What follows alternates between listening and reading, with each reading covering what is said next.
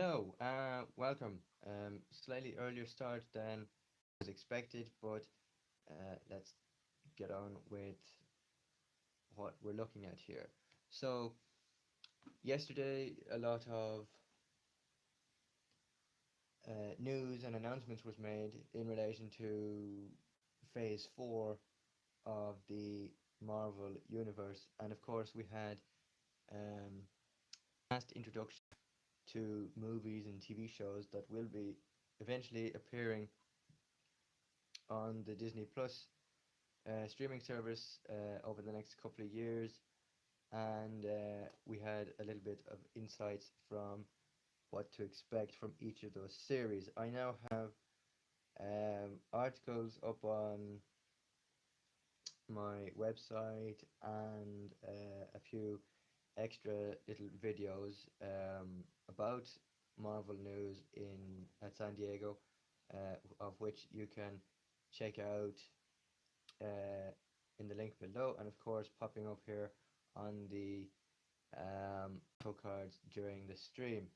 So I suppose what I want to talk about today is what kind of series I'm most looking forward to um, from this next phase of Marvel. Obviously, it'll be a few years before, some next year and then some the year after, but it'll be a few years before we know um, properly what the story outlines and the plots of the many different TV shows and movies are. Obviously, we only just got a taster from them from San Diego Comic Con this year. But all in all, I am very excited and interested in what is to come from Marvel from 2020 to 2022.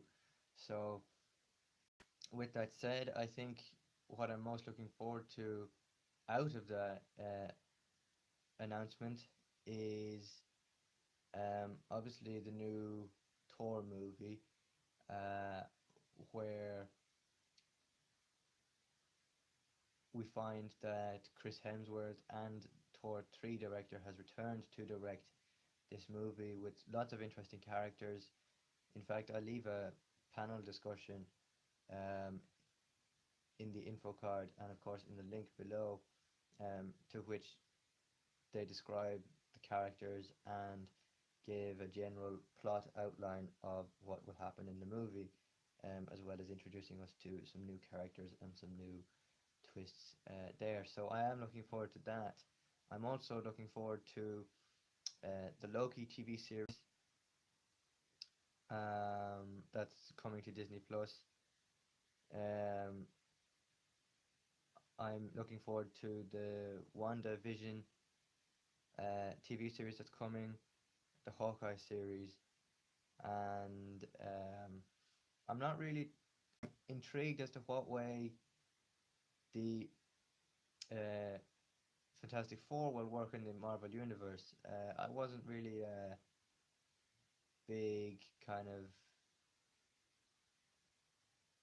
Fantastic Four fan, but it'll be interesting to see what way Marvel kind of pulls strings and what direction it takes Fantastic Four in.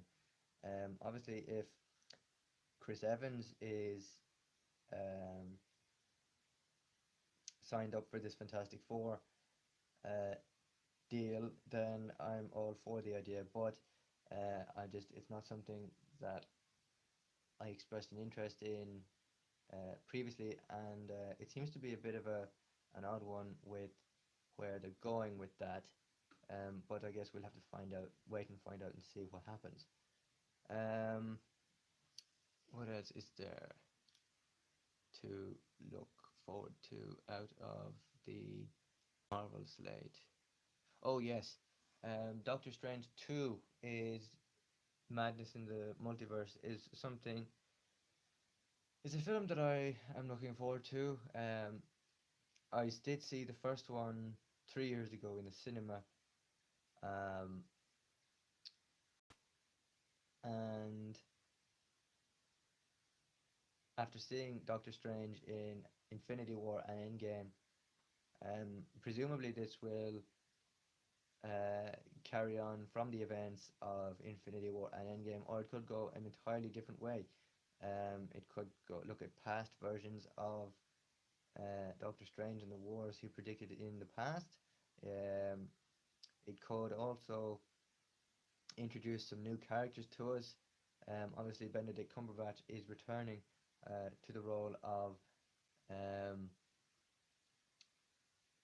Doctor Strange for this one. So it'll be interesting to see where that goes. That's another one that I'm looking forward to also. Um, just on the other TV series and TV shows and things that are coming out of San Diego at the moment. Currently, the only thing that has dropped in the Arrowverse is the trailer for the eighth and final series of Arrow. I don't think there's anything else in relation to uh, that yet. Similarly, for the Riverdale panel, there have been images of the Riverdale cast and crew at San Diego Comic Con popping up on different social media platforms, but nothing major has come out of Hall H yet. So we still have a few hours to wait before that kicks off. And when it does, you will be the first to know about it. Hopefully, from what I'm seeing on social media and what I'm hearing in news reports about these TV series, is that they'll offer a little bit more into character arcs and storytelling, uh, which is something that I'm interested in looking for from uh, the TV series, and that, especially with Riverdale now in its fourth series, it will be a very interesting year for fans of Riverdale and the CW. As we know, Luke Perry passed away there in March of this year, so I think it's the first episode of series four that that the actor's death is uh, somehow paid tribute to. It could be in either episode one or two of the new season, but I'm looking forward to news that comes out of that. And when I do get the news of Riverdale or Arrow, you will be the first to know of it.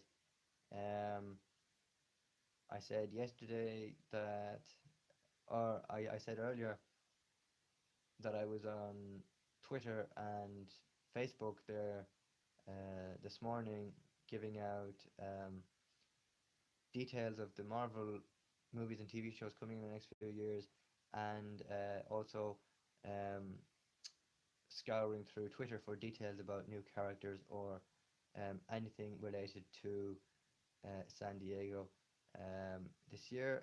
There seems to be a lot of it there, so hopefully we'll get some few good things out of it come the end of the weekend. Um, yeah, so that's what I'm looking forward to. But my question to you is, uh, what are you most looking forward to getting out of San Diego Comic Con this year? Do let me know in the comments below this video, and I'll get back to you as soon as possible. Uh, Other things that happened or were mentioned, I'll mention what happened yesterday at the news via Twitter. Apparently, there was mention of uh, the next Guardians of the Galaxy movie and a mention of Fantastic Four joining the MCU, along with the X-Men joining the same universe. Now, X-Men uh, and Fantastic Four are both two different universes or universi, whatever the plural of that is. Um, but whatever the plural of that is, uh, if they decide to, if Marvel decide to do what they did with Endgame and overpopulate uh, the already existing Marvel universe with Marvel heroes such as Captain America, Iron Man, Black Widow, Hulk, Hawkeye, Thor, and among others. Um, Really, I think it'll get to a point where um, the Marvel universe will not be the Marvel universe anymore. Simply because I think once you get past the stage of merging every single superhero to ever exist, be it X-Men or Fantastic Four, if you start to merge all the existing heroes on top of the newly existing ones, um, and by newly existing I mean ones that have recently joined the MCU. But if you start doing that, there starts to be some sort of overpopulated crowding, um, and then it just becomes too difficult to follow, in my opinion. Um, so hopefully, when they do uh, bring X Men and Fantastic Four together, hopefully they either stick to what they're good at and telling really powerful storytellings, giving them good plot outlines, backstories to different characters. Not too many, just maybe the main characters, and hopefully it should work fine.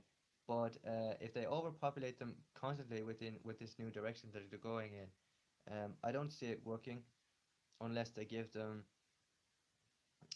their own TV show or some sort of audio drama of something, or even I don't know, uh, something along the lines of TV anyway.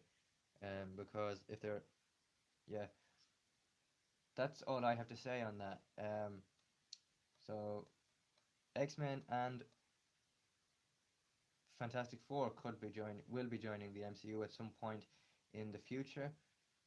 Um, yeah, it's interesting in what they're going to do with it. Uh, I just don't know how that's going to plan out. And I've heard something as well about.